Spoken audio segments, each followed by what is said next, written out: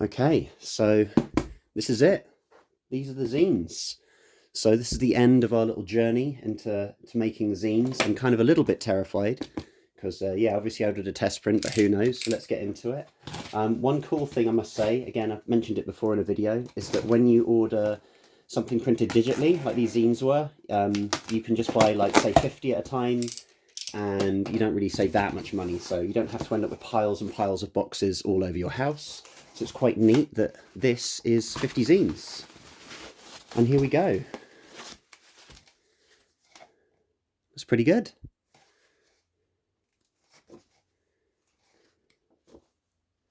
Yeah, it's nice. It's very nice.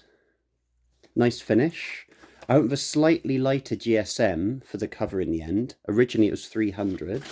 Now this is 250, and I think that was 250 GSM was a good choice because it's laying a little bit flatter now. Yeah, happy days.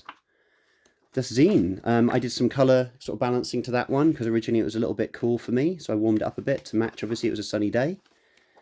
So far so good. Yeah, happy days. So I'll be posting a bunch of these off to the people who've pre-ordered them. You can order them from my website for £8. And one little cheeky thing that I did was that I had loads of these envelopes knocking around. I don't know where I got them, so I ordered one that would fit in them. So I've already got the envelopes to post them in. So that's what I'll be doing today. So wonderful. So I hope you enjoyed that little journey into the realm of the zine.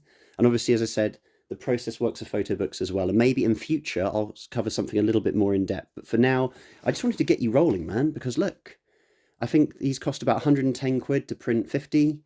You saw that sort of how long it took me to make them. Obviously, unfortunately, I was ill at the start and I'm ill at the end. I got bronchitis now. So, but anyway, there you go, guys. So good luck. Good luck making your zines. You can do it. See ya.